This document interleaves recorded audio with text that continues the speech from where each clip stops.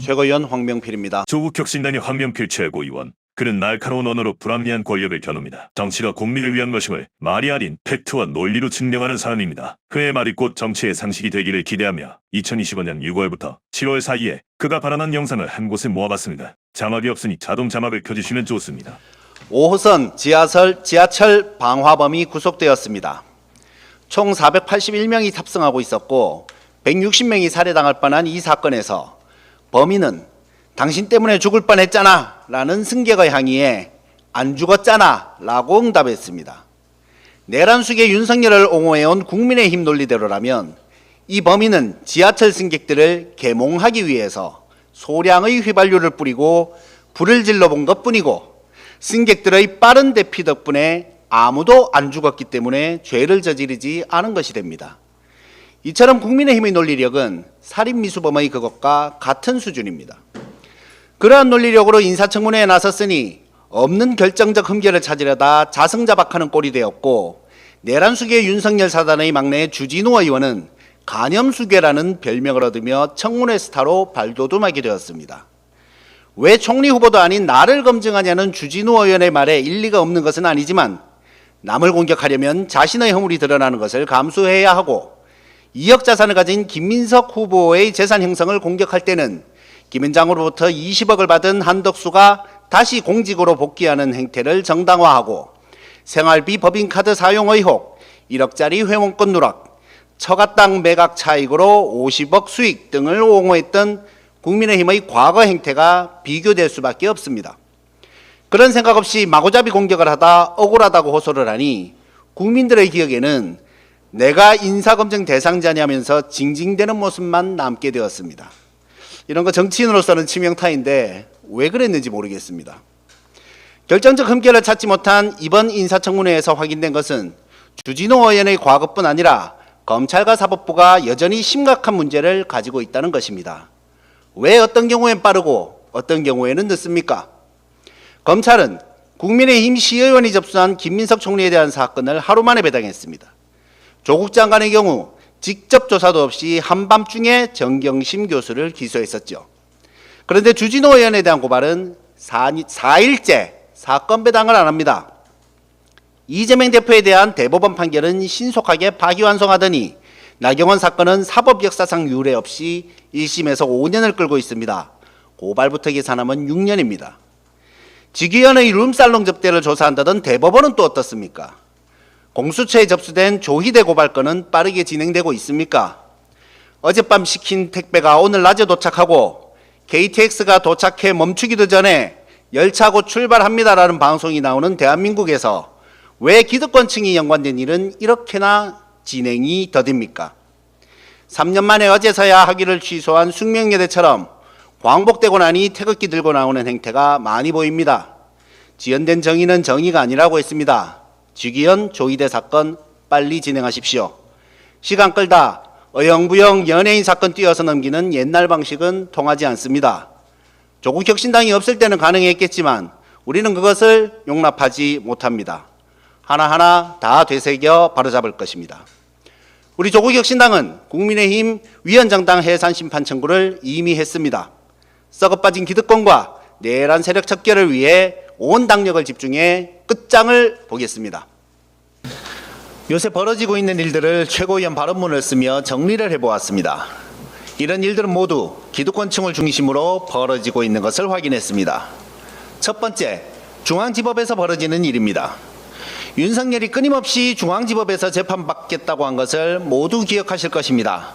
공교롭게도 내란 관련 사건들이 대부분 지기현에게 배당되었는데 결국 그의 눈물겨운 노력으로 윤석열은 풀려났고 김용현은 보석이 허가되었습니다. 그런데 김용현은 자신에 대한 내란 특검의 추가 기소가 지기현에게 배당되지 않자 재판부 기피 신청을 합니다. 이쯤 되면 중앙지법에서 어떤 일이 벌어지고 있는지 눈에 불을 켜고 지켜보지 않을 수 없습니다. 지난주에도 말했지만 대법원은 즉시 지기현에 대한 조치를 결정하십시오. 두 번째, 명의와 돌팔이가 공존하는 아산병원에서 벌어지고 있는 일입니다. 걸어 들어간 환자가 휠체어 타고 나올 정도로 상태를 악화시켰으면 의사로서 미안해야 할 텐데 담당 의사는 웃으며 차까지 특별 배웅하러 나옵니다. 절뚝이며 걷다가 서서히 정상적으로 걸으며 유유히 사라지는 영화 유주얼 서스펙트의 주인공처럼 김건희는 카메라가 물러나자 갑자기 휠체어를 박차고 일어나 집에 가서 편안하게 간식을 즐깁니다. 연기를 할 때는 감독이 컷할 때까지 긴장을 풀면 안 되는데 실패한 거죠. 도대체 그 의사는 어떤 치료를 했길래 병원에서 낙하되고 태어나자마자 멀쩡해지는 것인지 묻지 않을 수 없습니다. 주진우를 치료한 아산병원의 의사는 또 어떤 돌팔입니까? 만성간염은 공무원이 불가능하고 급성간염은 군면제가 불가능하다는 외통수에 빠진 간염수계 주진우도 32년간 아산병원에서 치료를 받았다고 합니다. 아마도 병역비리성 급성 후 만성간염이라는 기존의 학계에 보고되지 않은 새로운 병 때문에 오래 치료를 받은 것 같습니다. 그런데 간염을 32년간 치료해도 안 낫는 것은 어쩔 수가 없지만 의사가 어떻게 환자를 관리하면 간염 환자가 말수를 즐긴다는 소문이 납니까? 그러면 간경화나 간암이 온다던데 하는 짓은 마음에 안 들지만 술을 못 마시게 해서 사람은 살리는 게 의사의 도리 아닙니까? 김건희와 주진우 모두 아산병원에서 치료를 받았는데 몇몇 의사들은 진짜 문제가 있는 것 같습니다. 셋째, 국민의힘에서도 일이 벌어지고 있습니다. 권성동이 KH 회장을 선처해 주는 대신 이재명 대북송금 거짓 진술을 요구하며 40억 원도 요구했다는 보도가 났습니다. 녹음 파일도 있으니 바로 수사에 착수해야 합니다. 뻔뻔하기로는 권성동이 뒤지고 싶지 않은 나경원 의원도 일을 벌이고 있습니다. 국회에서 숙식 농성을 하고 있답니다. 저는 그것을 보며 나경원 의원도 나이가 드셨구나 하는 서글픈 생각이 들었습니다. 6년 전 대여 투쟁을 할 땐 빠루를 든 투사였는데 나이가 들어서인지 등 따시고 배부르게 살아와서인지 투쟁 의지가 사라졌습니다. 지하철 앵벌이도 최대한 불쌍하게 보이면서 손을 내밉니다. 껌이라도 한 통 내밀면서 사달라고 하면 마음이 아파 지갑을 여는 것이 인지상정 아니겠습니까? 맛깔스러운 도시락을 시켜 먹고 텐트 치고 숙식하면서 비싼 피부과에서 관리된 피부에 예쁘게 화장으로 셀카 찍어서 올리면 누가 불쌍하게 봐줍니까? 야당이면 야성을 보여줘야 할 거 아닙니까? 삭발투쟁에 단식 농성 정도는 해야 한다고 충고드립니다. 이러다간 앞으로 국민의힘발 캠핑투쟁, 호캉스 집회 같은 게 나올 수도 있는데 그러다가 망하겠죠. 넷째, 언론에서도 일을 벌이고 있습니다. 올해 초 오세훈 시장의 토지거래 허가제 일부 해제라는 삽질로 집값이 급등했던 것을 모두 기억하실 것입니다. 그런데 언론은 이재명 정부의 부동산 정책으로 들썩이던 집값이 떨어지자 칭찬을 하기는커녕 6억으로 대출을 규제하면 24억을 마련할 수 없어서 젊은 층은 30억짜리 집을 살 수 없다는 기사를 내고 있습니다. 장난합니까? 왜 젊은 층이 30억짜리 집을 사야 하는지도 모르겠지만 30억짜리 집을 사려는 사람은 24억 정도는 가지고 사야지 6억을 들고 24억을 대출내서 사라는 겁니까? 집값이 오르면 오르는 대로 떨어지면 떨어지는 대로 모든 것을 민주정부의 탓으로 돌린 지난 행태를 우리는 똑똑히 기억하고 있습니다. 많은 언론사들의 사주가 건설사임을 상기해야 합니다. 이처럼 이재명 정부가 들어섰지만 기득권 세력의 준동은 여전합니다. 검찰개혁을 포함해 모든 개혁을 위해 긴장을 풀어서는 안 됩니다. 조국혁신당은 눈에 불을 켜고 감시하면서 이러한 준동을 박살내겠습니다. 윤석열과 김건희가 일으킨 가장 큰 문제는 내란이지만 사실은 그에 못지않은 심각한 문제가 있습니다. 우리 사회에는 그동안 질타받을 것이 분명해서 할 수 없던 일들이 있었습니다. 그런데 윤석열과 김건희가 부끄러움 모르고 천박한 일을 벌이자 비정상적인 사람들이 자신들이 정상인인 것으로 착각하고 그동안 못하던 것들을 해대는 일이 벌어지기 시작했습니다. 광복절에 윤석열이 친일을 미화하자 이듬해 3.1절에 일장기를 개항하는 사람이 나타났습니다. 대통령이 뉴라이트 인사들을 정부 요직에 배치하자 소녀상을 모욕하고 일본 맥주를 마시면서 수요 집회 참여자들을 위협하는 이들이 나타났습니다. 정부가 친일 반민족 행위를 정당화하고 독립투사들을 모욕하는 것에 발맞춰 수십만 명의 국민을 죽여 쫓겨난 이승만을 국부라고 찬양하는 리박스쿨이 나타났습니다. 검찰총장이 특검 대상이 되어 있으면 부끄러운 줄 알아야 하는데 시무정은 그동안의 검찰 행태에 대한 반성이었고 부하검사들은 박수와 환호성을 보냅니다. 나경원은 해맑게 웃으며 주말에는 에어컨을 안 켜주니 웰빙 농성이 아니라고 큰소리치고 주진우는 왜 나만 갖고 그래 하며 징징대고 있습니다. 정상인인 저는 정신이 혼미하네요. 어지러워서 저도 3분간 휠체어를 타야 할 것 같습니다. 이런 비정상적인 사람들이 모여있는 여전히 비정상적인 국민의힘은 비대위를 꾸렸습니다. 비대위원들의 면면을 살펴보면 친윤 일색인데 그 와중에 유일하게 친윤이 아닌 안철수 의원을 혁신위원장으로 모셨더군요. 유일하게 잘한 일인 것 같습니다.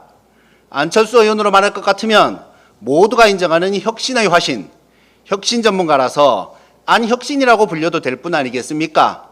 새정치민주연합에 몸담고 있을 때 혁신이 부족하다, 문재인의 혁신안은 혁신이 아니다, 혁신 전당대회를 해야 한다고 주구장창 외치다 탈당해서 국민의당을 창당했던 혁신의 아이콘이니 국민의힘 안에서도 일관된 모습을 보여주길 기대합니다.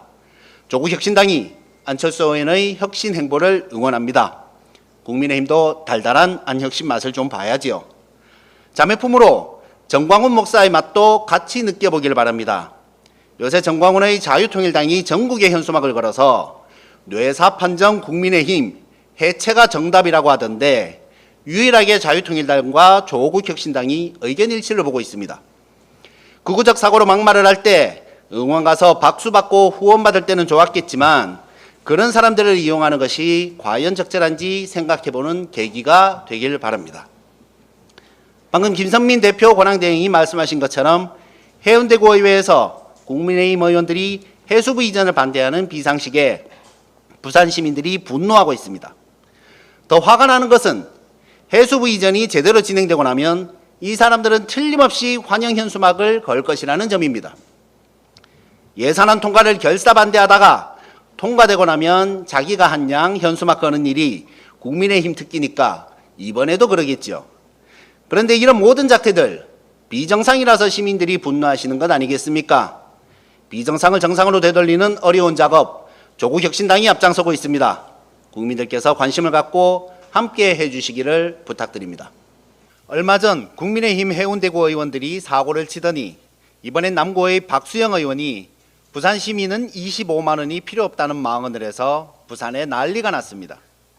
저 같은 서민에겐 의미 있는 액수인데 그런 돈 필요 없다는 박수영 의원의 쿨함에 기가 죽어서 제가 한번 찾아봤습니다. 36억 원의 재산, 20억 원의 예금, 박수영 의원이 올해 신고한 재산입니다. 부럽습니다. 그 정도 부자시니 당연히 25만 원은 돈도 아니겠지요. 아마도 이분은 요플레 뚜껑도 얕아 먹지 않고 그냥 버리실 것 같습니다. 그런데 박수영 의원님, 부산 시민들이 다 의원님처럼 부자가 아니고요. 그동안 세금 꼬박꼬박 낸 시민들이 지원받는 돈을 의원님이 받아라 말아라 할 일도 아닙니다. 국회의원은 주권자이신 국민 대신 일을 하는 사람이지 국민에게 지시하는 사람이 아니란 말입니다. 도대체 국민의힘 의원들의 직업의식은 왜 그 모양입니까? 그리고 아무리 부자라도 서민들의 현재 상황을 이렇게나 모릅니까? 그러면서 무슨 정치를 합니까? 의지가 있다면 진작에 했을 것입니다. 그렇게 좋다는 산업은행 이전인데 빠르게 대선 공약을 실천 안 하고 뭐 했습니까? 국민의힘이 앞장섰으면 부산의 야당들이 반대했을 리가 있습니까? 해수부 이전에 대해서는 아예 상상조차도 한 적이 없지 않습니까? 그런데 대통령께서 산업은행 이전이 효율적이지 않다고 판단해, 이 부분 다시 하겠습니다. 그런데 대통령께서 산업은행 이전이 효율적이지 않다고 판단해 대신 해수부를 이전하겠다고 하니 아무것도 안 하고 있다가 갑자기 둘 다 내놓으라고요. 이런 걸 세간에선 도둑놈 심보라고 합니다. 물론 이런 행태가 박수영 의원만의 것은 아니죠. 과거를 되짚어 보겠습니다. 국민의힘은 초등학교 무상급식 하면 포퓰리즘으로 나라가 망한다고 그렇게나 난리치더니 그 다음 지방선거에선 고등학교까지 무상급식을 하겠다고 했습니다. 문재인 정부 때의 긴급 재난지원금에 대해 매표행위라고 결사반대를 외치더니 여론이 호의적이자 4일 만에 지금 당장 50만 원씩 주자 100조 원을 조성하자고 했습니다. 농업직불금 1조 8천억을 2조 4천억으로 늘리자고 할 때도 결사반대하더니 분위기가 그게 아니자 갑자기 3조로 늘리자고 했습니다. 국민의힘은 이렇듯 늘 일은 안 하면서 무조건 반대하고 상대가 일을 해서 국민들이 지지한다 싶으면 갑자기 뻥튀기를 해서 역제안하고 빠집니다. 부산 시민 여러분, 그리고 국민 여러분, 이 사람들은 양심이 없습니다. 한결같은 이 모습을 꼭 기억하시기 바랍니다. 가슴 아픈 뉴스가 있었습니다. 현대제철 당진 공장에서 상사의 괴롭힘에 스스로 삶을 저버린 젊은 아빠의 뉴스를 어제 보았습니다. 삼가 고인의 명복을 빌며 가해자에 대한 처벌과 보상이 제대로 이루어지길 바랍니다. 그는 괴롭히던 상사가 웃고 다니는 모습이 너무 힘들었다고 합니다. 왜 안 그랬겠습니까? 그러니 당신들도 잘 들으십시오. 국민들을 힘들게 한 국민의힘 여러분, 그리고 특히 윤석열에게 부역한 검사들, 검찰의 무도한 기획 기소로 고통받은 사람들이 한둘이 아닙니다. 당신들의 죄업입니다.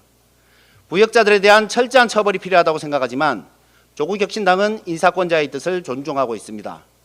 그러니 가해자들은 웃고 다니지 마세요. 이빨 보이지 마십시오. 국민들도 우리도 꾹 참고 있는 거니까. 속지 않은 마음으로 열심히 뛰십시오. 당신들에게 주어진 마지막 기회입니다. 조국 혁신당이 늘 지켜보고 있음을 잠시도 잊지 마십시오.